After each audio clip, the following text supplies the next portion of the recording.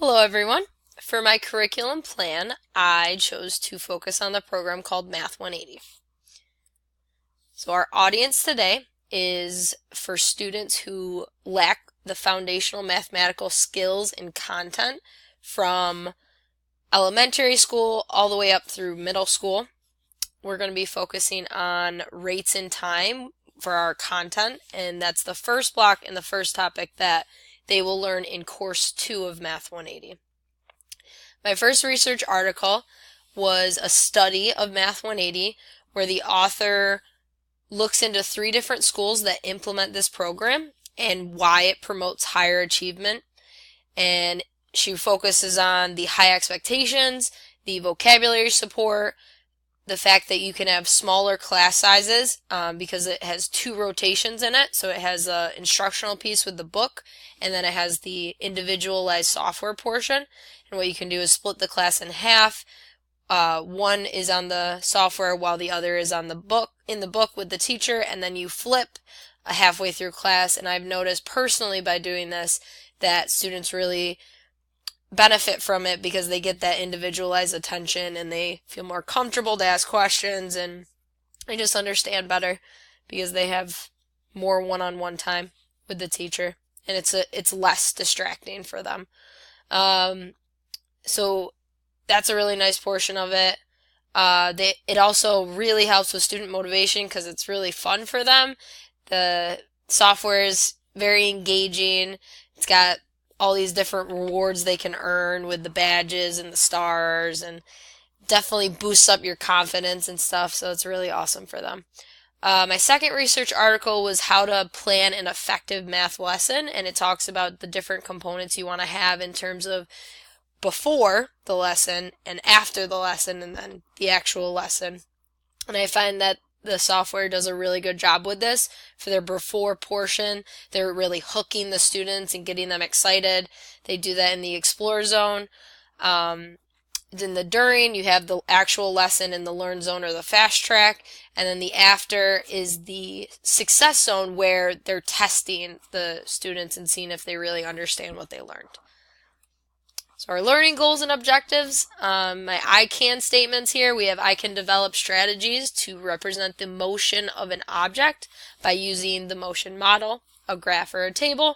You might be wondering, what's a motion model? It's an interactive tool that they have for the students on the software that you will see soon. In addition, we have I can interpret the motion of an object through multiple representations, such as a motion model, graph, or table.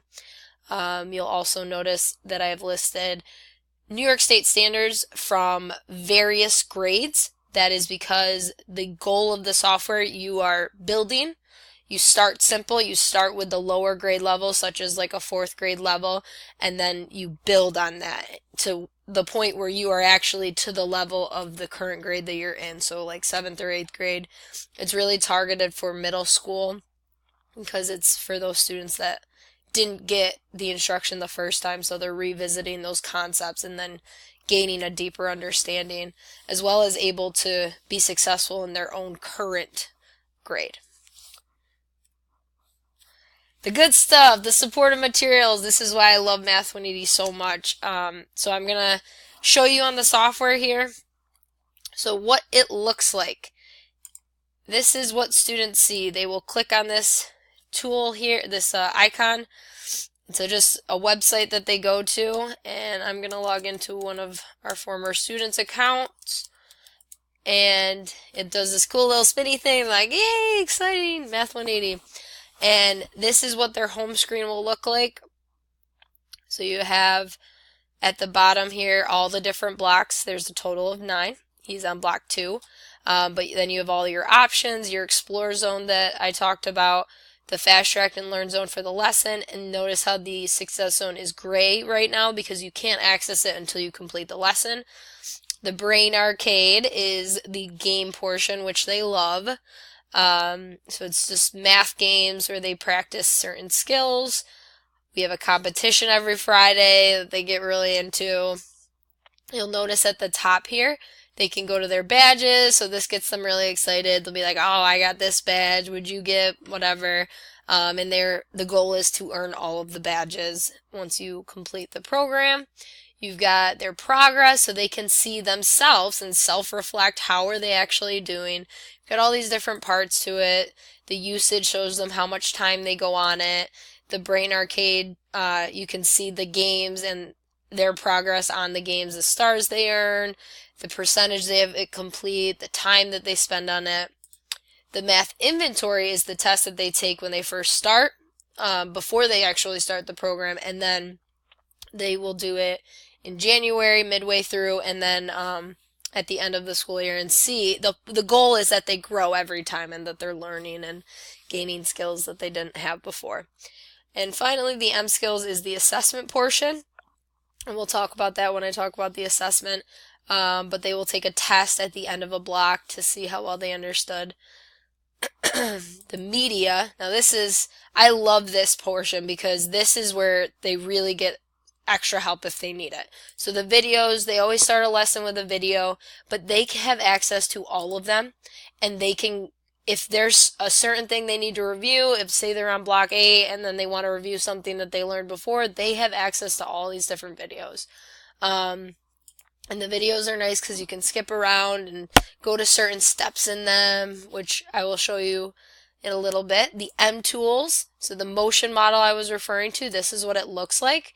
They'll have the time up at the top where they can play it and they'll see that time's going by, as well as they have the distance. So if they're talking about the motion of this go-kart, it will start moving when you play it, and they can see how the distance and time go together, and actually, like, what does motion entail? What are the different parts of it? It's interactive, which is super awesome, and it is connected to the graphs, which I'll show you in the lesson as well. But they have a bunch of different M tools for them, which is a really nice portion because they can play around with it and they can see just what it's talking about in a different way. The glossary is really nice. Obviously, the vocabulary support, as I mentioned before, is really important.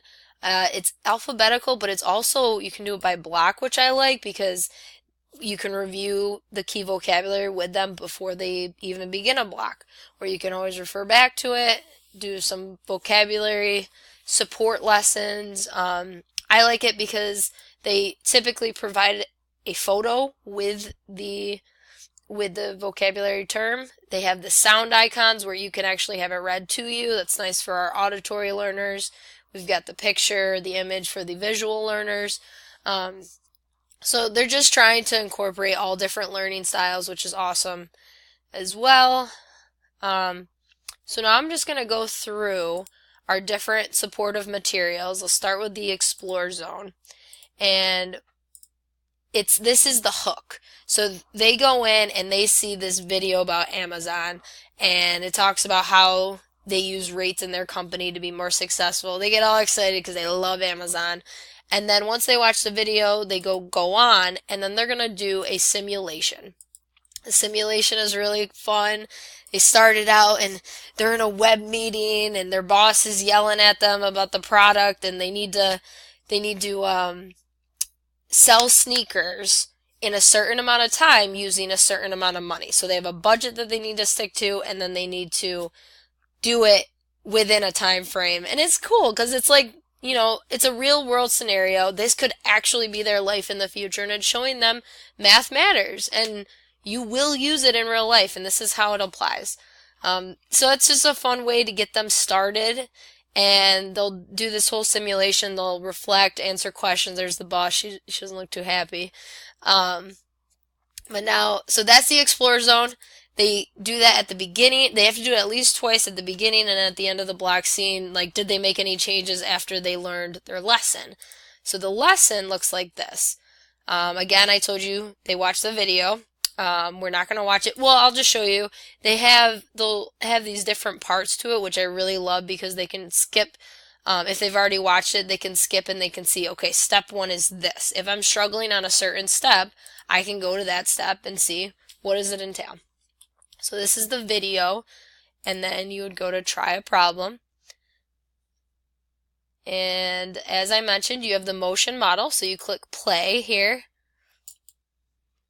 It's It's probably reading, which is why it's not. Oh no. Okay, here we go. All right. So you can see that the luggage is moving. You can see time is going by, and then it stops. And the question is in 3 seconds. You notice it's at 3 seconds. You also notice if you're looking over here, it lights up on the graph.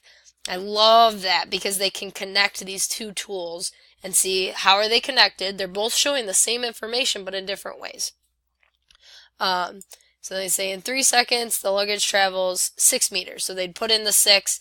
And I also love this. They show you where that point is. So this is wonderful because it shows where a point comes from.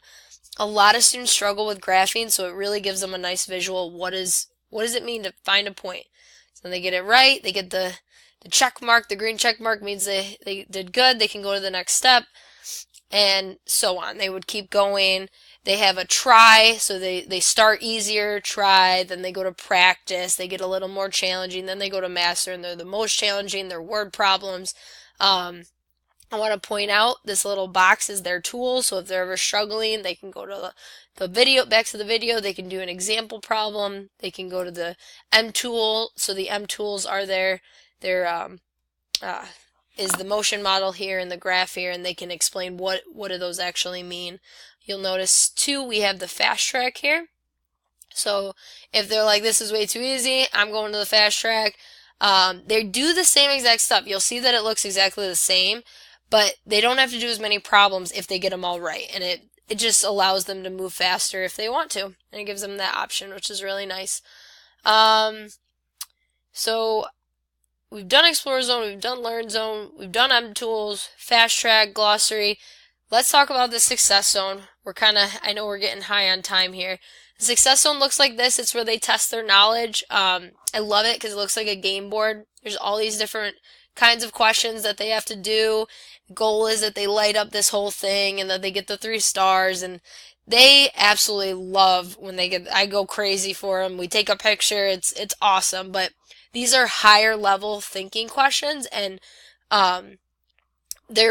it's really good because it really tests, do they understand this concept? But it's kind of, the way they design it's a fun way to do it. And another component of Math 180 is all the data that's provided for teachers. They're able to really see, do your students understand? They do all these nice reports for you, and you can really know where are your students at. Even though, like, you're not sitting with them, each of them individually, you can see what they do on their software. But yeah, this is the Success Zone. It's wonderful. And the Brain Arcade is just the games that I was talking about. For the assessment plan, we have the M-Skills test, which I had mentioned from my students' software. Has 22 questions. They are questions similar to the Success Zone, as well as it has a portion where they have to do, like, explaining their reasoning, which is really great because it shows, do you understand? Why are you doing what you're doing? The rubric would look like this for when the teacher goes in to grade it. You're rating them on a scale of 0 to 3. It's kind of similar to standards-based grading, where you're really evaluating, are they mastering this skill? Are they almost there? Or are they really struggling? And then in conclusion, I just want to say I love Math 180. If you ever have any questions, please feel free to ask me. I've noticed how much more I value it from doing this project because it really does have so many great elements, all the vital elements that you really need in a curriculum and in a lesson. And from my research, it shows and supports the growth of students that were enrolled in the course. And that's about it. Thank you so much for watching.